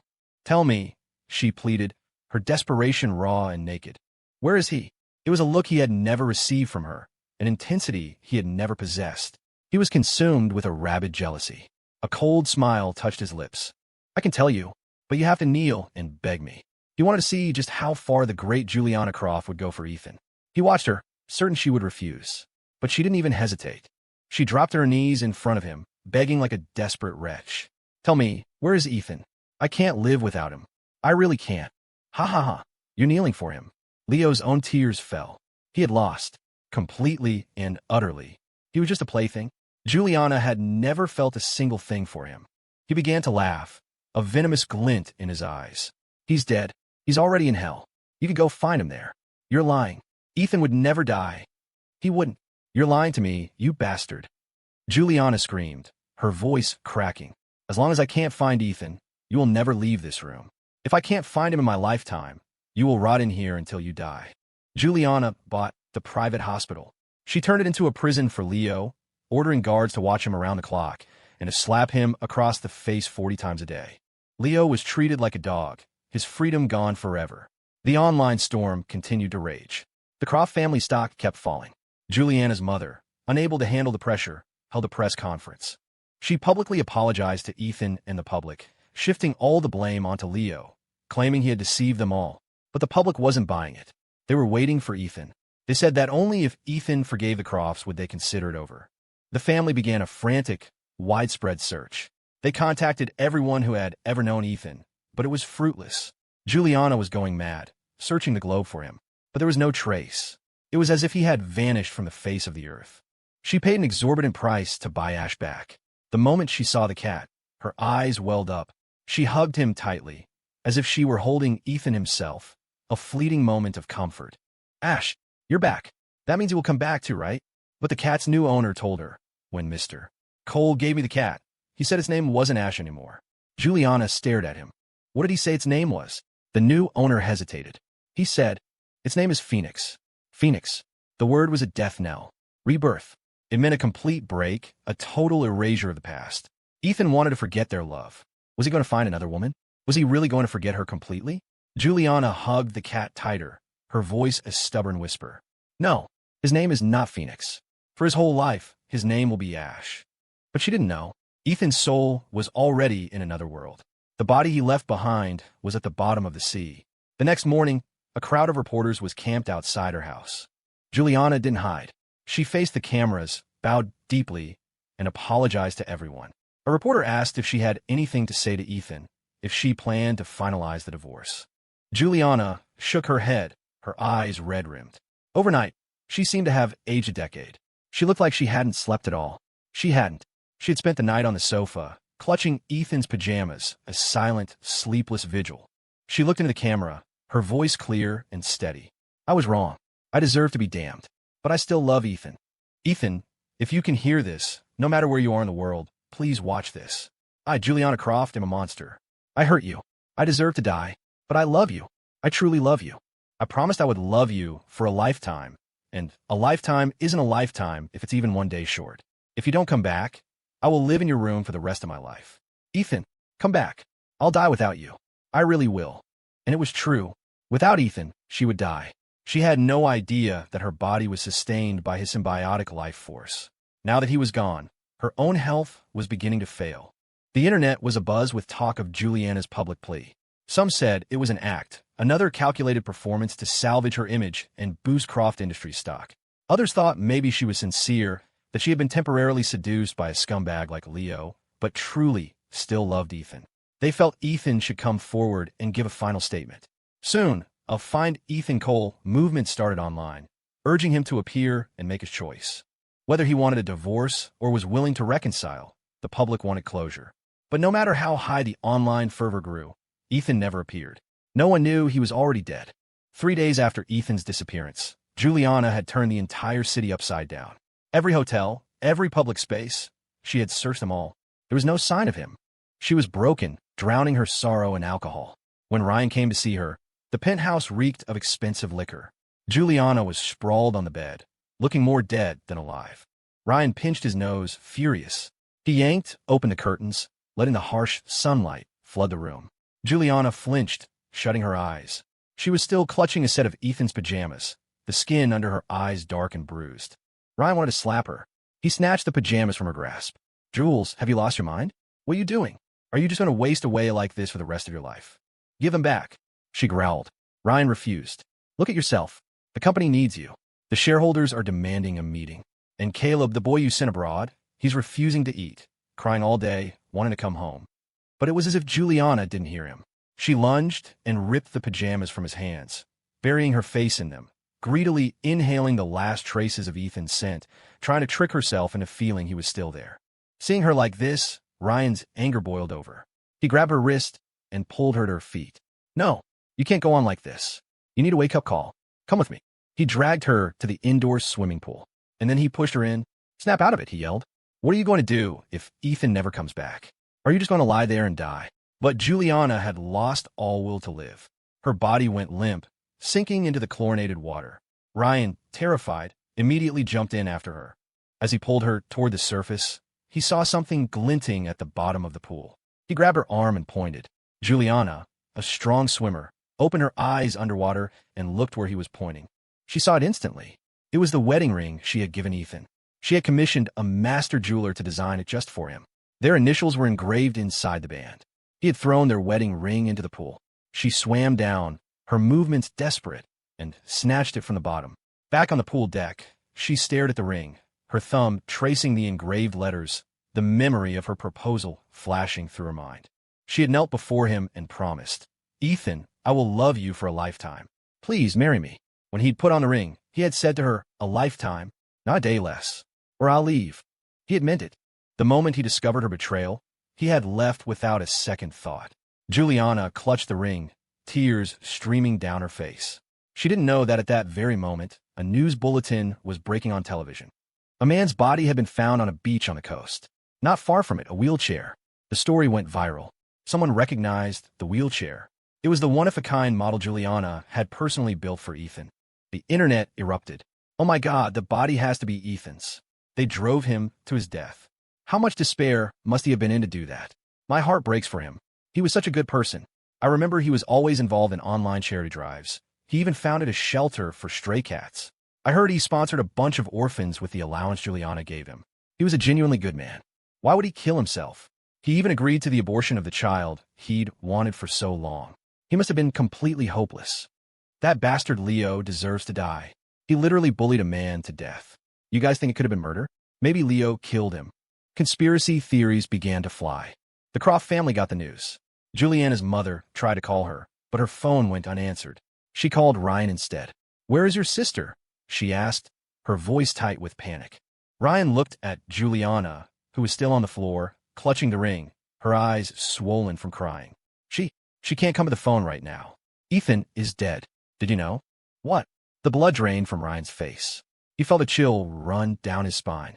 He stared at Juliana, his throat constricting. What? What did you say? Who? Who's dead? Ethan, his mother said, her voice frantic. It's all over the news. They found a body on the beach, next to a wheelchair. The wheelchair your sister built. It's one of a kind. It has to be him. Ryan stumbled, muttering to himself, no way. It can't be. At that moment, the doorbell rang. A maid went to answer it. Several police officers were standing on the doorstep. We're looking for Juliana Croft. Jules? Ryan didn't know how to tell her. He just stared at the officers, tears streaming down his face. Juliana looked up, dazed, still clutching the ring. I'm Juliana Croft. An officer stepped forward. Ma'am, we need you to come with us.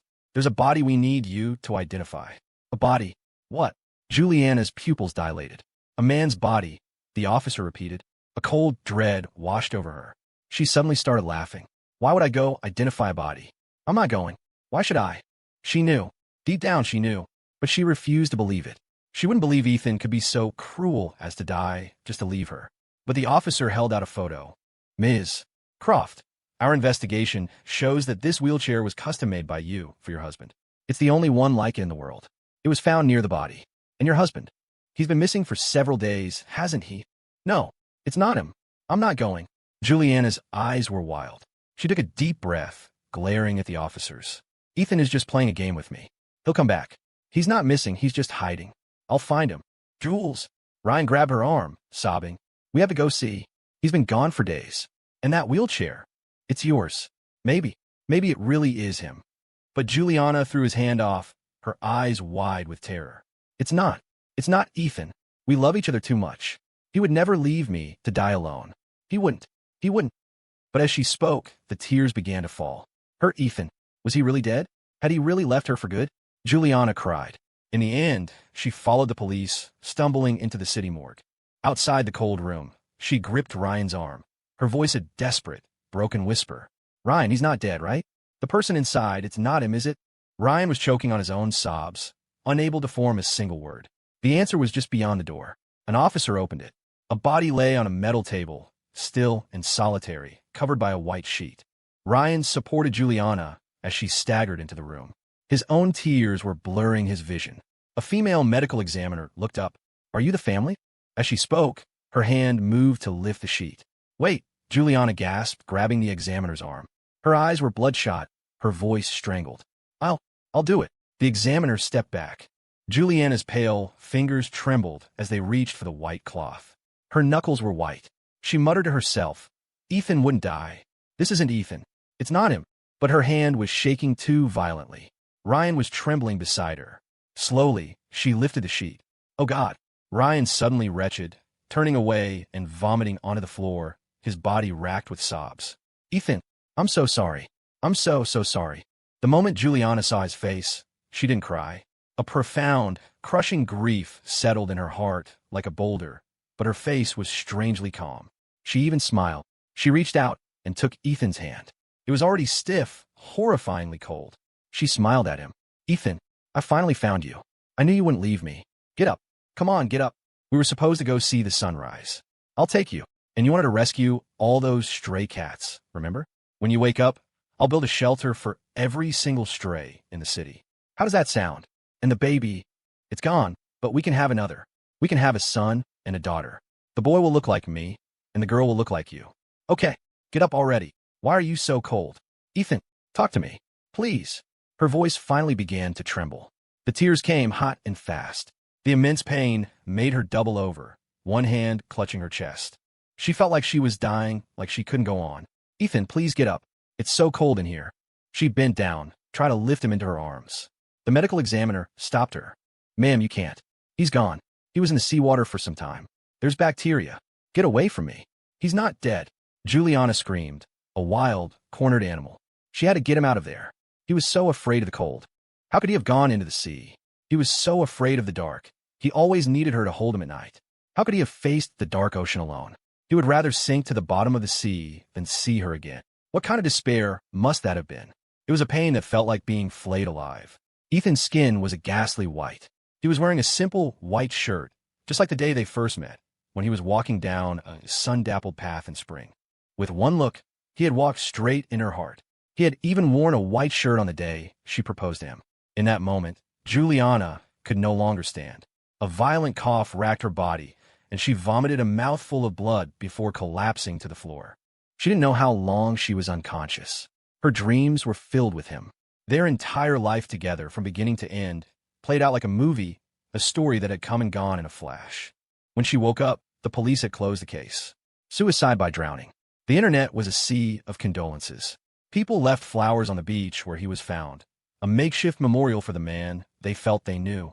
Hundreds of bouquets lined the shore. The orphans he had sponsored held a candlelight vigil, praying for his soul to find peace. The Croft family had him cremated. When Juliana woke up, Ethan was truly gone from her world. All that was left was a small, ornate box. Ryan's eyes were red and swollen. The past few days had felt like a lifetime. He hated himself for deceiving Ethan. If just one person in their family had told him the truth sooner, maybe he wouldn't be dead. He handed the urn to Juliana. These are his ashes, he said, his voice thick. He probably wouldn't want to stay in this house. If I were you, I'd set him free. Scatter them in the ocean. He was right. Ethan would rather die than see her again. Juliana's soul had been ripped from her body. Her heart was dead, gone with him. She knew the rest of her life would be nothing but penance. It was raining hard. The heavens themselves were weeping for Ethan. Juliana wore the red dress Ethan had once picked out for her.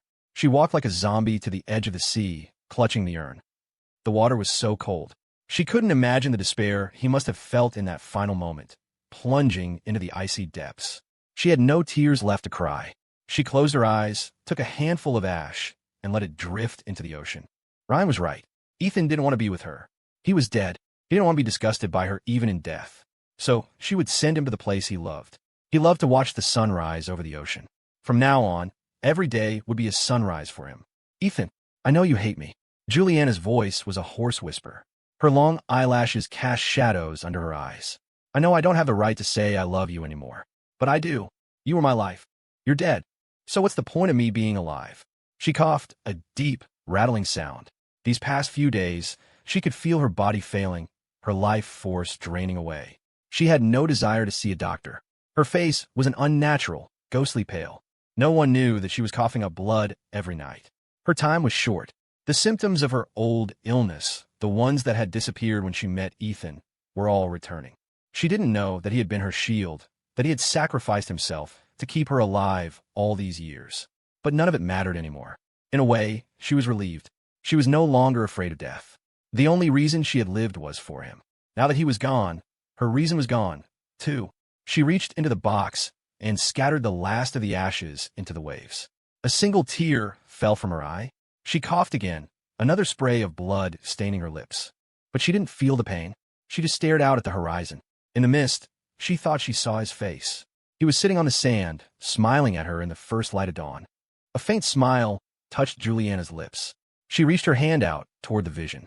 One day, she would see him again, and when she did, she would hold on to him and never, ever let go.